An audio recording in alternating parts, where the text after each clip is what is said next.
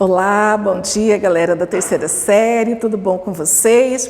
Vamos aqui a mais uma videoaula, onde nós vamos estar concluindo o conteúdo deste primeiro capítulo. Que fala sobre fluxo e globalização. E como nós estamos falando sobre fluxo e globalização, pessoal, uma da atividade muito rentosa e que acaba colaborando com a economia do país é o turismo. Então nós vamos estar falando aqui do turismo global, que é uma das manifestações mais evidentes do processo de globalização econômica e cultural da atualidade.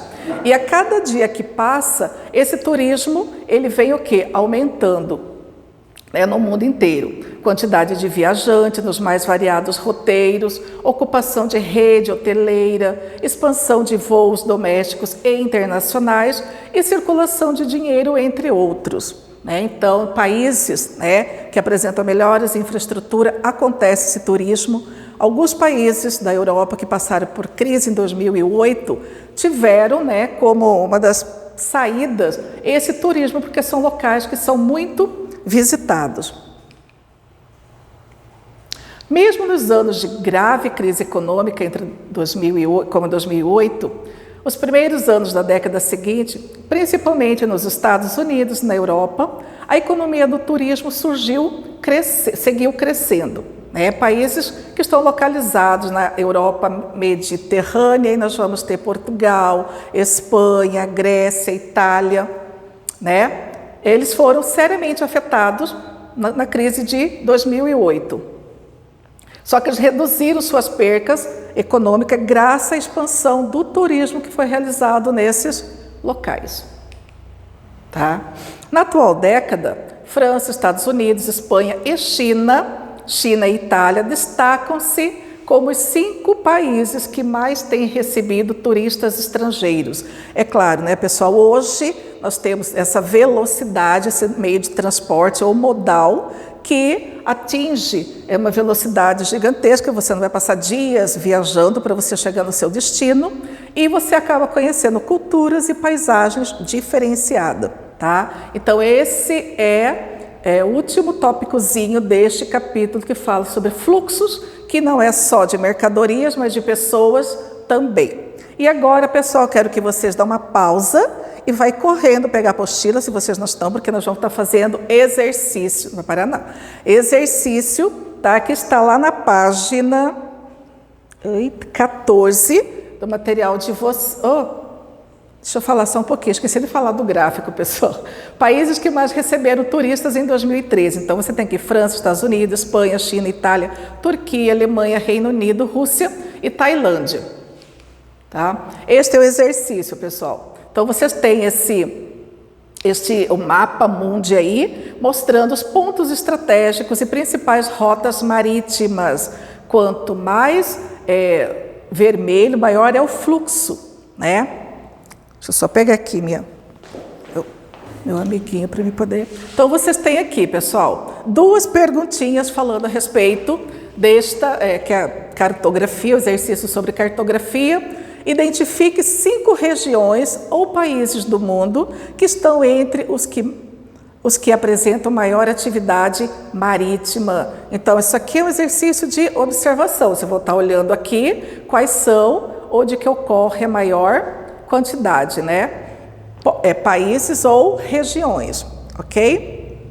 E o segundo, o Canal do Panamá. Onde que está o Canal do Panamá, pessoal? Olha a terceira série aí, Não ficar perdido, não. E o Canal de Suez. O Canal de Suez está aqui na África e o Canal do Panamá aqui, na América Central. São obras de engenharia. Que rotas comerciais marítimas são facilitadas por esses canais? Como eu não pedi para vocês fazerem, então eu vou estar passando resposta. E aí vocês agilizam a canetinha aí ou lápis. Então, para a primeira pergunta, pessoal, que está relacionada, identifique as 5 regiões ou países do mundo que estão entre os que apresentam maior atividade comercial marítima. Nós podemos destacar os Estados Unidos, a Europa Ocidental e Mediterrânea, Japão, China, Índia e Sudeste Asiático.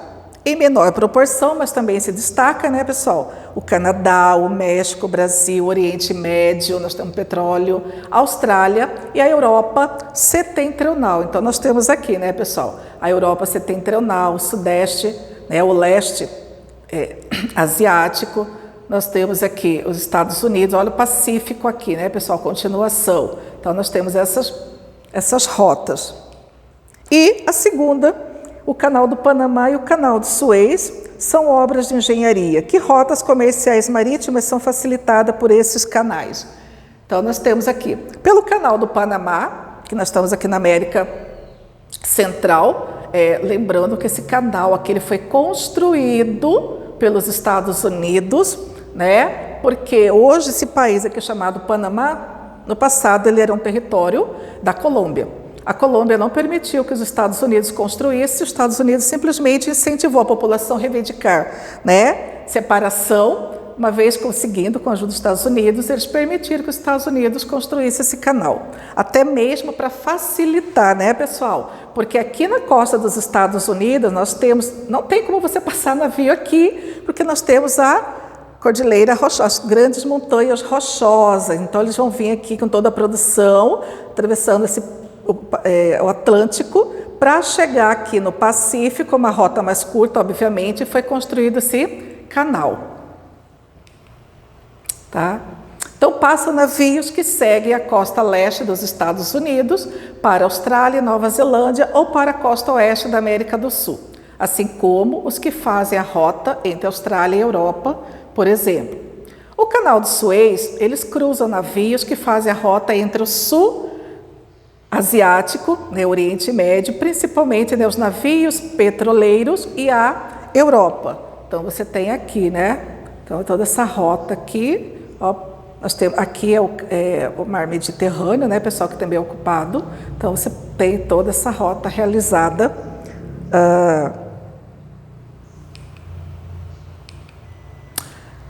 Essa questão aqui, pessoal, está lá no final do capítulozinho que organiza as ideias, né, lá na página 24, tá? Isso aqui falando sobre os modais, tá? Para facilitar nosso entendimento, né? A dinâmica e a integração das vias e dos meios de transporte são características da globalização.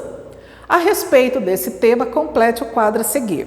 Qual é o tipo de modal, né, ou transporte? Então, nós temos aqui a primeira característica.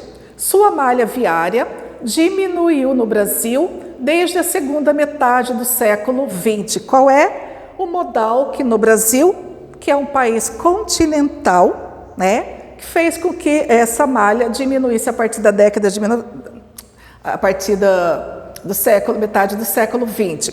Então, é o ferroviário, pessoal, tá? Então, aqui vocês vão escrever ferroviário. 2 aqui. Embora seja rápido, a relação entre carga transportada e consumo de combustível é desfavorável. É rápido, ele é excelente para curtas distâncias.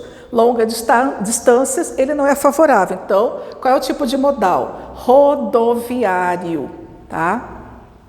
Aqui.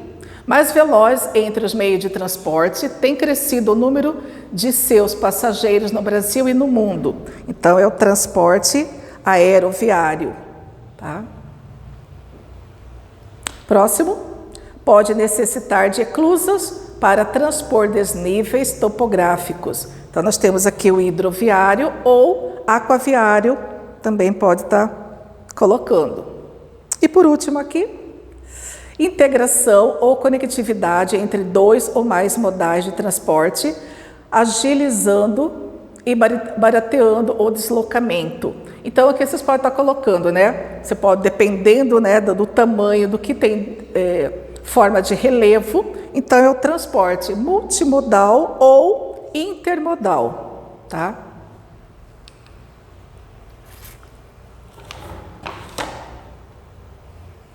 Aqui, pessoal, esse exercício está lá na página 25, é o terceiro exercício, falando sobre o Enem. De todas as transformações impostas pelo meio técnico, científico informacional, a logística de transportes interessa-nos mais de perto a intermodalidade. E por uma razão muito simples, o potencial que tal ferramenta logística ostenta permite que haja, de fato, um sistema de transporte condizente com a escala geográfica no Brasil. A necessidade de modais de transporte interligados no território brasileiro justifica-se pelas o quê? Lembrando que nós temos um tamanho, no tamanho do território brasileiro, é um tamanho que parece um continente, então, variação climática não é resposta, formação geológica do país também não, proximidade entre a área de produção agrícola intensiva e os portos também não, diminuição dos fluxos materiais em detrimento dos fluxos imateriais também não, mas grandes distâncias e a busca da redução dos custos de transporte. Então, alternativa B para essa questão. A número 6 está lá na página 26. Tá? Uma característica da globalização é a desterritorialização, ou seja, as relações entre os homens e entre instituições, sejam elas de natureza econômica, política ou cultural, tendem a desvincular-se das contingências do espaço. O processo de globalização e a desterritorialização da sociedade são baseados no que, pessoal? Então, aqui nós vamos ter, aumento da inter-relação entre países do sul e emergente? Não. Busca de fontes de matéria-prima e fontes de energia renovável? Também não.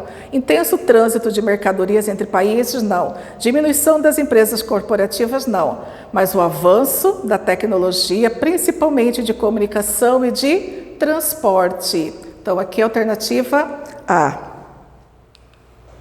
Essa aqui está lá na página 27 e rapidinho, pessoal, nós temos o mapa aqui mostrando, o fluxo, deslocamento de produção de commodities que são matéria-prima, tá?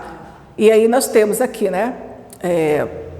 considerando esses deslocamentos, o oceano que assume atualmente o papel comercial das grandes rotas econômicas pelas dinâmicas que nele se aglutina é o quê? Então aqui, pessoal, quanto mais espesso, maior é a sua quantidade, de transporte. Então, o que a gente vê aqui, que é o Oceano Pacífico, Então, alternativa letra E. O Pacífico pelo crescimento das economias da Ásia, especialmente o Japão e a China, somando-se à economia dos Estados Unidos. Ok? Então, isso que nós tínhamos para hoje. Próxima aula, a gente continua fazendo os exercícios lá do caderno de atividade, pessoal. Beijo no coração de cada um de vocês.